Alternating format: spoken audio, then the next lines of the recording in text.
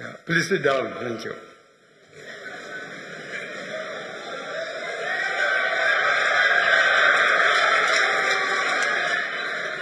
Your Excellency, the Vice President, Mrs. Buhari, Your Excellency, the governors, the National Chairman of All Progressive Congress, members of the National Assembly, members of the Federal Executive Council, party members, senior government officials, captains of industry, distinguished ladies and gentlemen. 4 years ago, we promised Nigerians real change in what we do and how we do it. Nigerians sent a clear message in the last election, and our platform offered a new, ambitious plan for a secure, prosperous, and corruption-free country. We have worked hard to fulfill our promises, and while the road may have been difficult, over the last 3.5 years, we have laid the foundation for a strong, stable, and prosperous country for the majority of our people.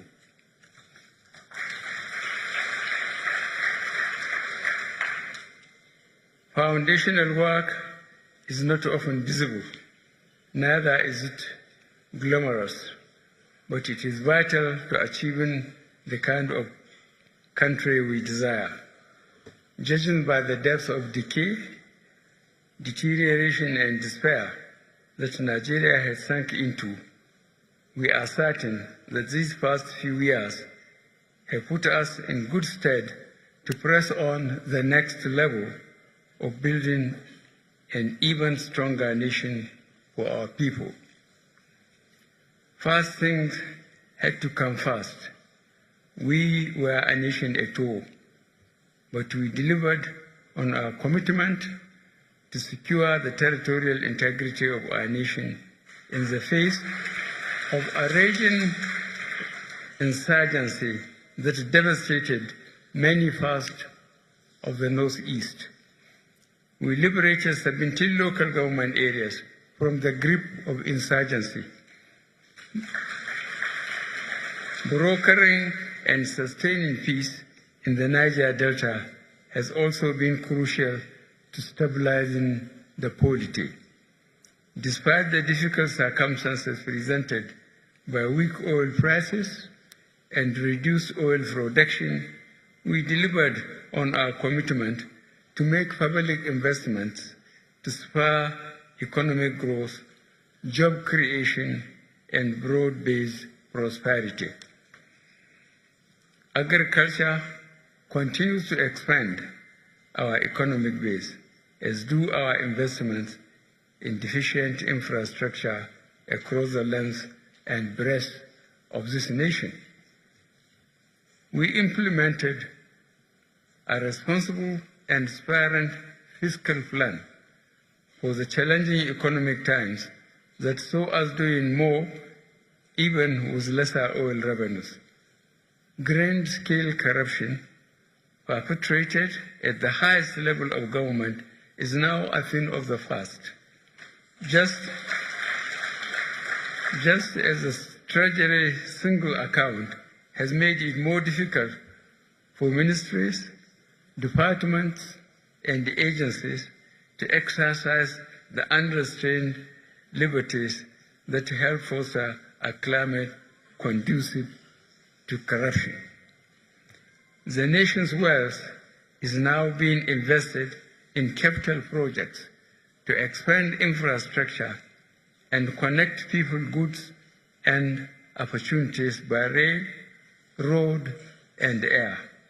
The federal government supported state governments with bailouts that enable them to pay workers on their payroll. We took an unprecedented step towards creating a fairer and more equitable society by implementing Africa's biggest social investment program, Through the National Social Investment Program, we are providing direct support to over 13 million Nigerians who need it by giving relief and assistance to unemployed youth, our children, the weak and vulnerable, as well as small and medium businesses. But even as we lay the foundation for a stable and prosperous nation, we acknowledge there is still much to do.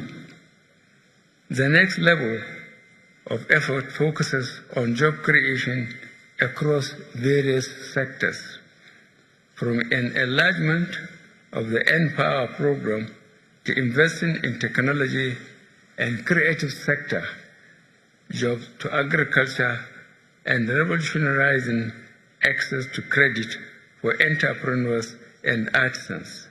There is scope for over 15 million new jobs. The march away from a mono economy must continue with our industrialization plan coming to fore. With specific plans underway to exploit the comparative advantage of the geopolitical zones and different states by developing 6 industrial parks and 109 subshell production and processing centers across each senatorial district, our incremental move away from oil dependence is assured. In addition, our development of the subshell economic zones will quickly concretize our Made in Nigeria for Export plan. To sustain food production and value addition, our mechanization policy for agriculture will make tractors and processors easily accessible and available for farmers across Nigeria.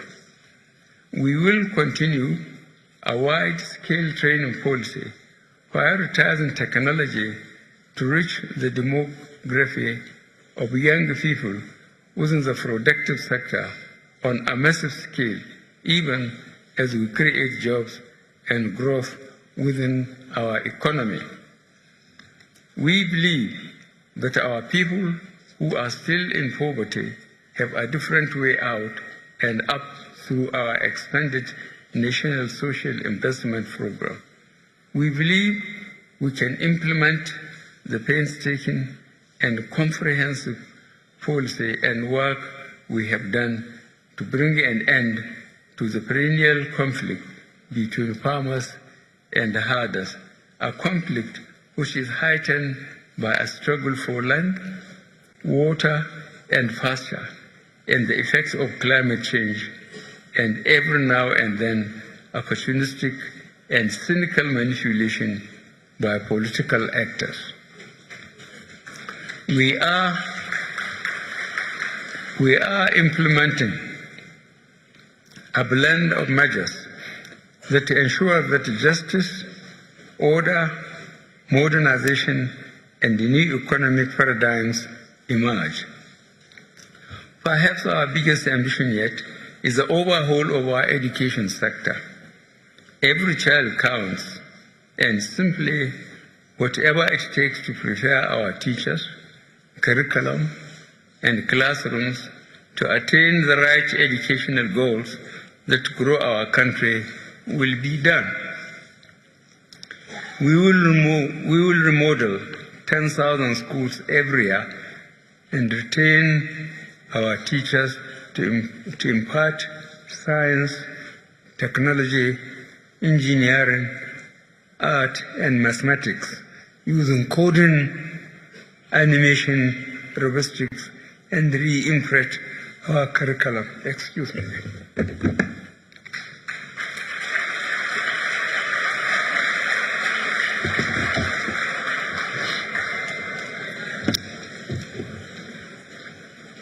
We know that to succeed, moral integrity and conscience must continue to form the dominant character of our nation and its leadership. Corruption is an existential threat to Nigeria.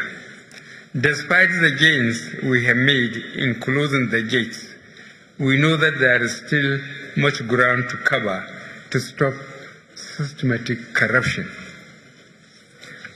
We are committed to deepening the work we started this first term, such that nations' assets and resources continue to be organized and utilized to do good for the common man. The next 4 years will be quite significant for our country. Nigeria is faced with a choice: to keep on building a new Nigeria or to go back to its tainted past, which favored only an opportunities to few. Our choices will surely shape us, defining clearly our economic security and our future prosperity. Nigeria, more than ever before, needs a stable and people-focused government to move the development of our country forward. Join us on this journey to the next level of a prosperous, strong, and stable Nigeria.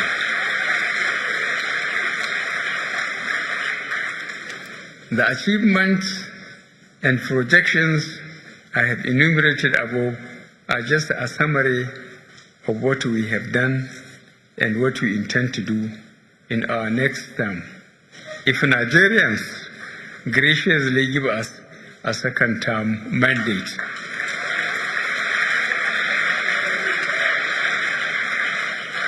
a lot of more of the details are contained in the 2 documents that I have here with me, which I will present shortly.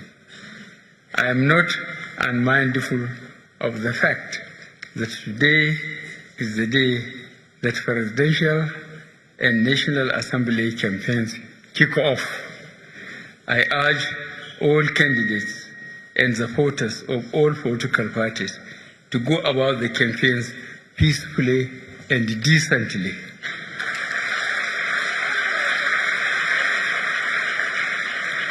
As I always say, we have no other country but Nigeria. Let us not set it ablaze because of politics or sectional interests. It is now my pleasure and privilege to present to you the 2 documents. The first one is a manual containing our major achievements and experiences to guide all our supporters as we begin campaigns nationwide.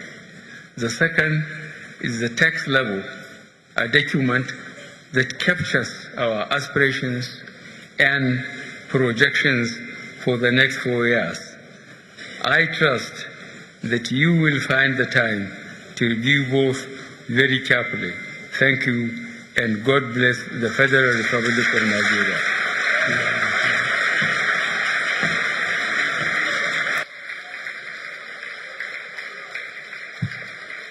Your Excellency.